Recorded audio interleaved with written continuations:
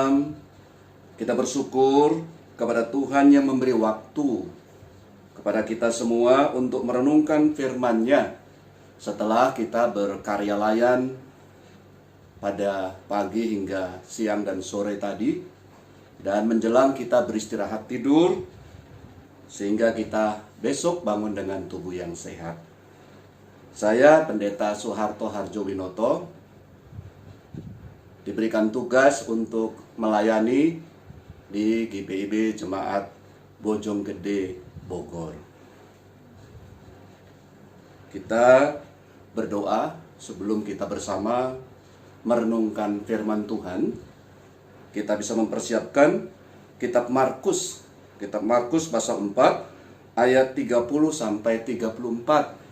Namun nanti saya akan membacakan bagi kita ayat 31 dan 32. Mari kita bersatu dalam doa.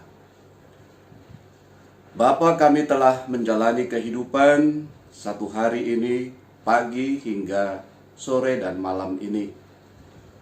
Kami akan bersama merenungkan firman Tuhan. Dan kami percaya dengan firman-Mu ini kami tenang, teduh, dan bersuka cita di dalam Tuhan.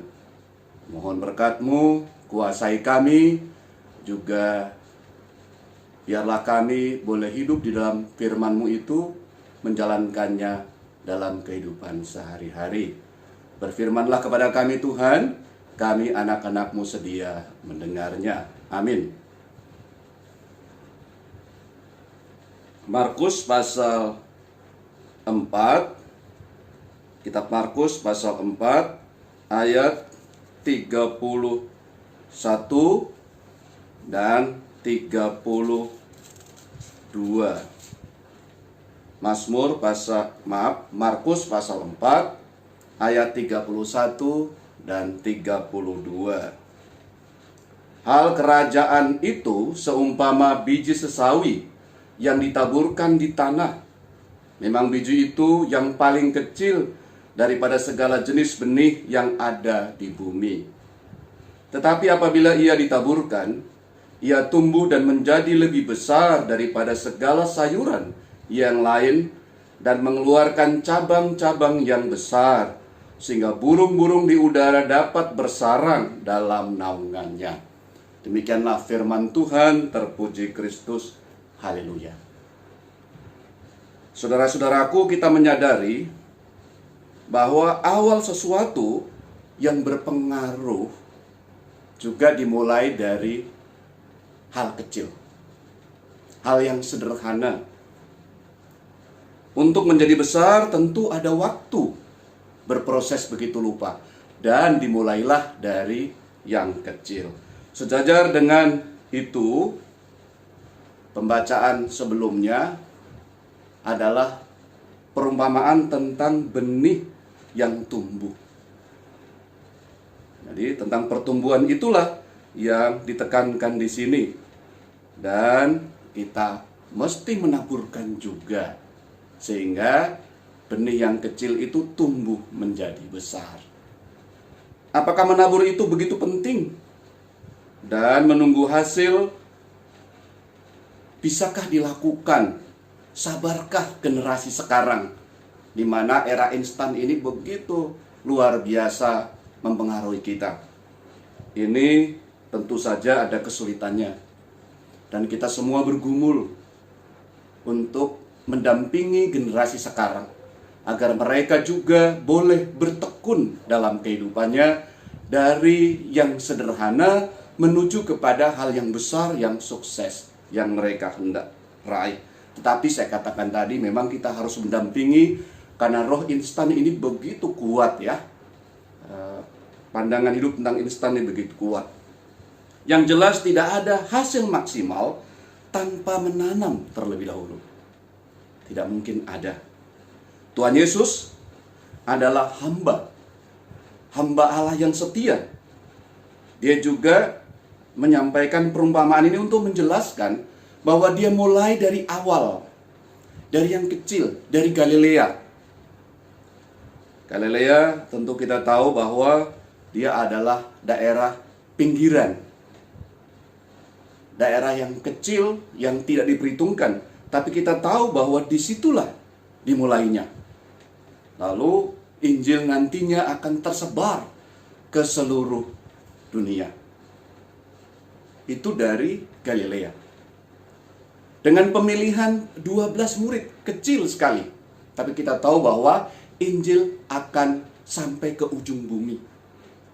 Termasuk kita saat ini adalah hasil pemberitaan para murid itu yang berkembang begitu rupa sampai ke ujung bumi.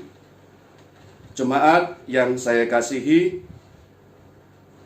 dari kecil lalu bertumbuh dan menjadi besar. Itulah hal kerajaan Allah yang mau dijelaskan oleh Tuhan Yesus. Karena itu kita tidak bisa menyepelekan hal kecil. Karena memang dimulai dari awal. Kita juga begitu, bergumul dalam kehidupan ini. Pasti dimulai dari hal kecil. Kita tidak bisa langsung besar. Ya, kita tidak bisa mengabaikan hal kecil. Lalu kita merasa bahwa yang penting kita sudah besar. Ya, kita langsung besarkan, tidak. Nah, saya mau mencatat bahwa murid-murid juga tidak mudah, gitu ya.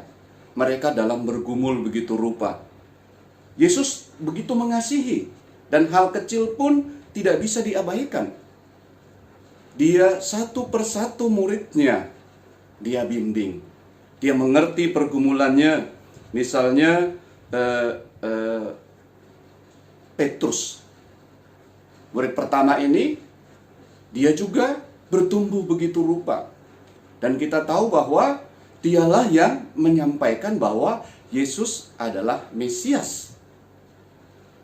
Tetapi rupanya dia juga masih terpengaruh begitu rupa dengan pandangan tentang Mesias yang dibutuhkan oleh bangsa Yahudi waktu itu. Karena mereka dikuasai oleh Roma. Nah, lalu juga Petrus akhirnya menyangkal Yesus.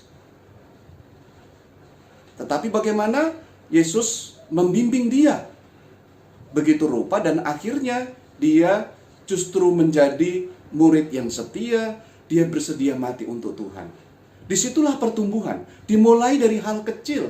Ada prosesnya begitu rupa. Dan kita tahu bahwa pergumulan bagi kekristenan itu diungkap oleh Markus. Dan memang tidak bisa dimulai langsung yang besar saja, tetapi ada perjalanannya, ada pertumbuhannya masing-masing. Karena itu ini juga menjadi berkat untuk kita sekarang yang juga bergumul, bertumbuh begitu rupa, dan dimulai dari hal yang sangat sederhana, yang kecil. Pertumbuhan iman itu penting.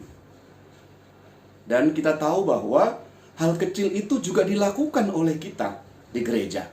Misalnya kita menjadi pelayan dalam ibadah minggu pelayanan anak, atau panitia atau tim kecil yang dibentuk untuk kegiatan sesaat yang dipertanggungjawabkan dengan baik.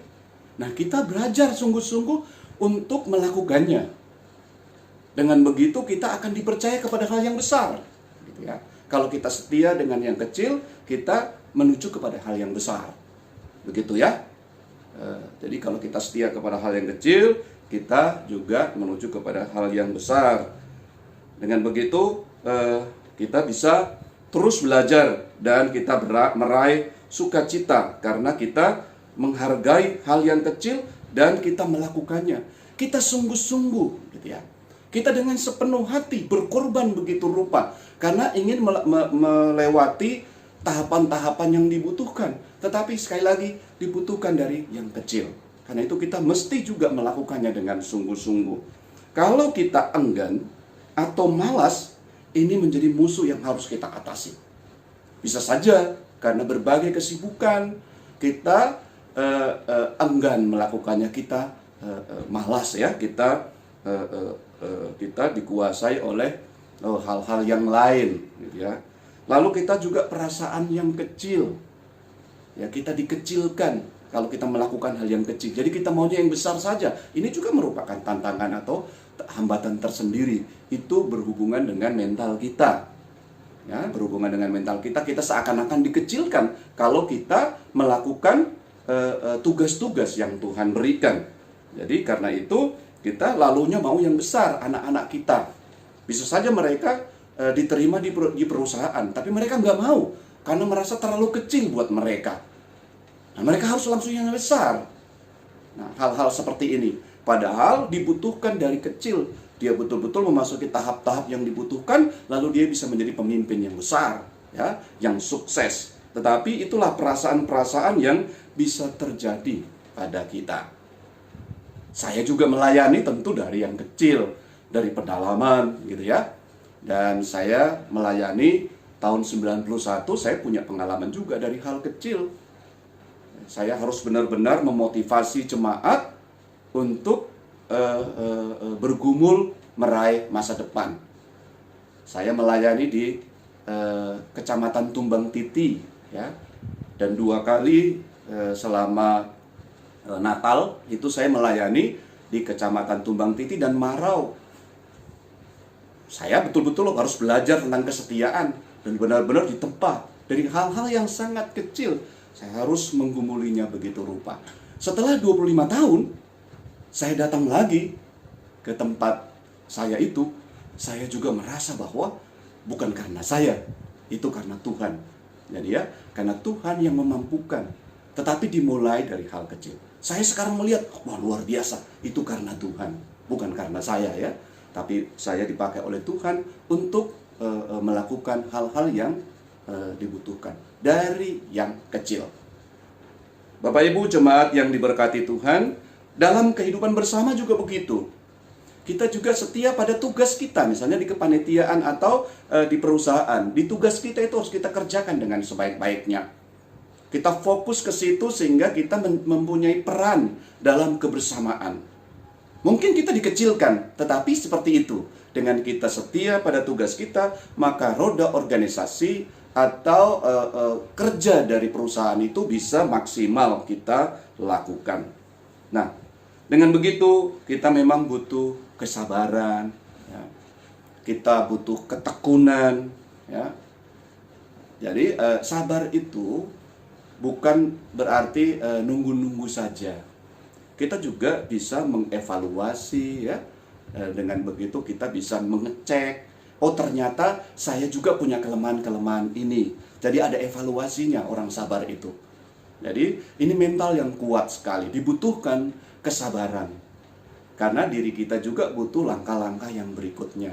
Kalau bersama-sama kita juga mesti sabar, sehingga kita mampu membawa gerakan itu terus ke depan dengan baik. Kalau tidak ada kesabaran tentu tidak akan bisa juga.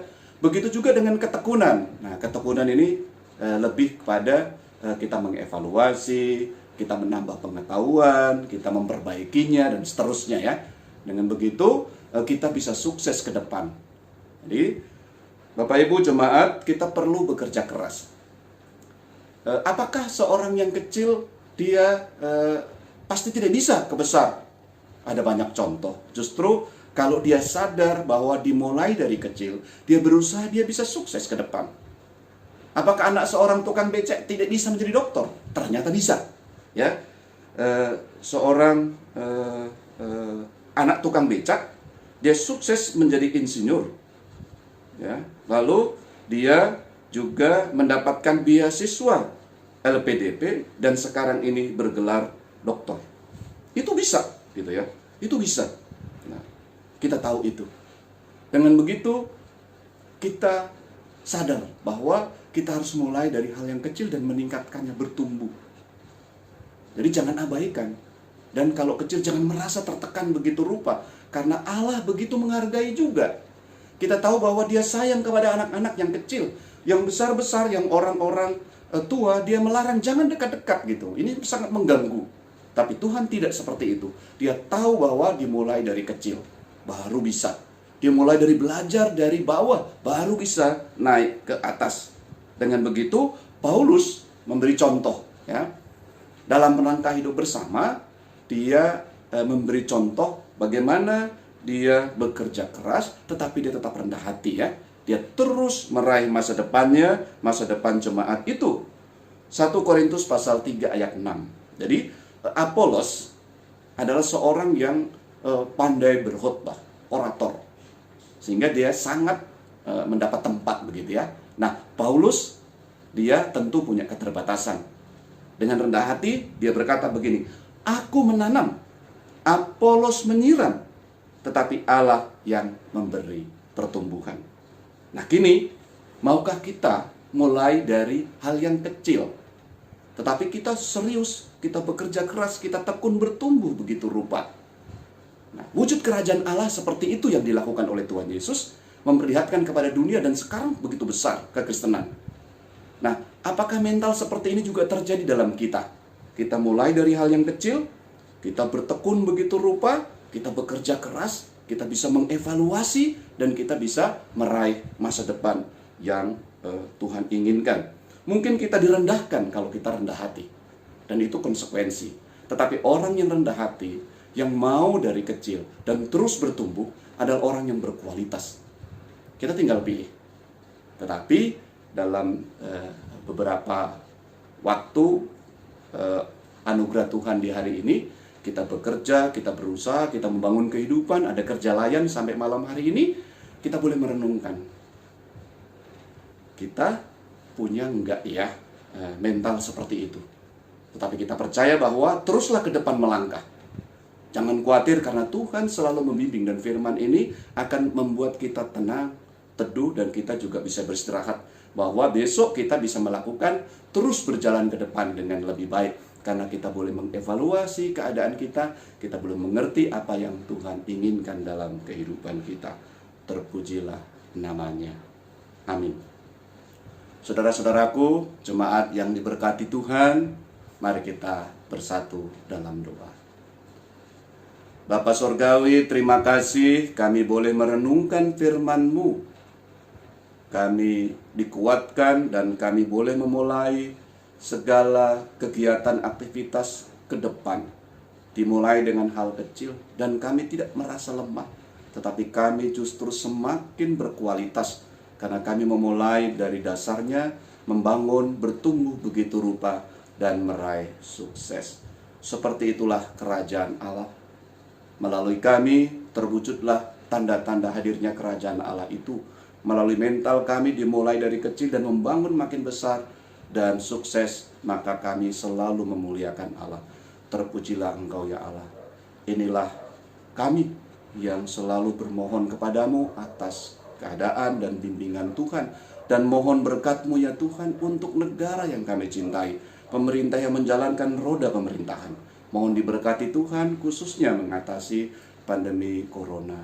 Mohon berkat-Mu juga untuk pimpinan kami, GPIB, Majelis Sinode, Gereja Protestan Yerusalem Barat, bagian Barat. Mereka juga diberikan hikmat oleh Tuhan untuk membimbing kami, mengarahkan kami terus berjalan ke depan. Terpujilah Engkau ya Tuhan, dalam nama Tuhan Yesus kami berdoa kepadamu. Amin.